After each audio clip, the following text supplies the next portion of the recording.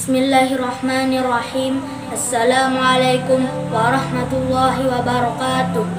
Halo, nama saya Hilmi Fakih Mujahid dari SD ITN Santama kelas 6. Kali ini saya akan menceritakan sebuah kisah teladan dari tabi'in, yaitu Uwais Al-Qarni. Sejarah mencatat ada seorang tabi'in yang hidup pada zaman Nabi Muhammad SAW dengan nama yang tidak terkenal di bumi, tapi terkenal di langit. Dia adalah Uwais Al-Qarni, seorang yatim yang hanya tinggal bersama ibunya yang sudah renta, yang sangat dicintai Rasulullah. Rasul pernah berwasiat kepada para sahabatnya agar jika suatu hari saat para sahabat ada yang bertemu dengan pemuda Yaman bernama Uwais Al-Qarni, mintalah doa dan pengampunan Allah kepadanya, karena Uwais memiliki posisi yang tertinggi di langit. Padahal semasa hidupnya Rasulullah belum pernah bertatap muka dengan Uwais secara langsung. Alangkah sedihnya hati Uwais karena setiap melihat tetangganya yang baru datang dari Madinah. Mereka telah bertemu dengan Nabi Muhammad, sedangkan ia sendiri belum pernah berjumpa dengan Rasulullah. Hari demi hari berlalu dan kerinduan Uwais untuk menemui Nabi SAW semakin mendalam. Akhirnya kerinduan kepada Nabi SAW yang selama ini dipendamnya tak dapat ditahannya lagi. Pada suatu hari ia memohon izin kepada ibunya yang agar ia diperkenankan pergi menemui Rasulullah di Madinah. Ibu Uwais Al-Qarni walaupun telah uzur, mereka merasa terharu dengan ketika mendengar permohonan anaknya. Betapa gembiranya hati Uwais Al-Qarni mendengar ucapan ibunya itu. Setelah menempuh perjalanan jauh, akhirnya Uwais sampai juga di kota Madinah.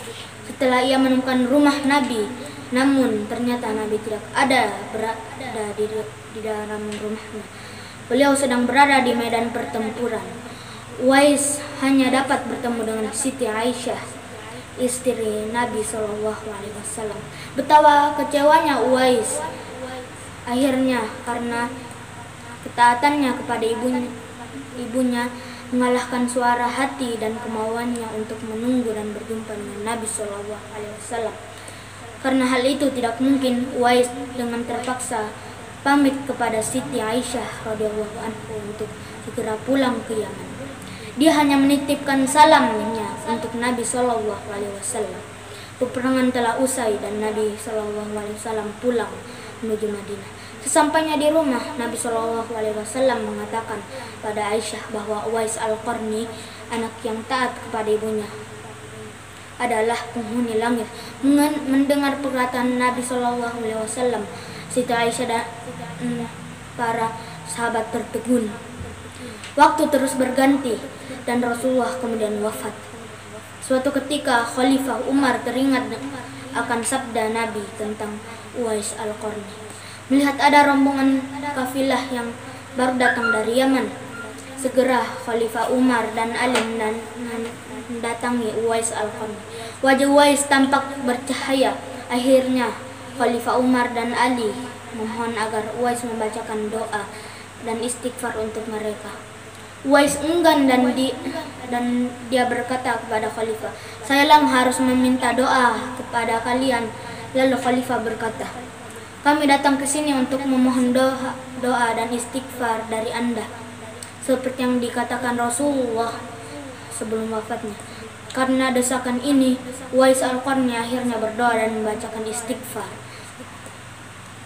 Demikian dari saya. Terima kasih atas perhatiannya. Assalamualaikum warahmatullahi wabarakatuh.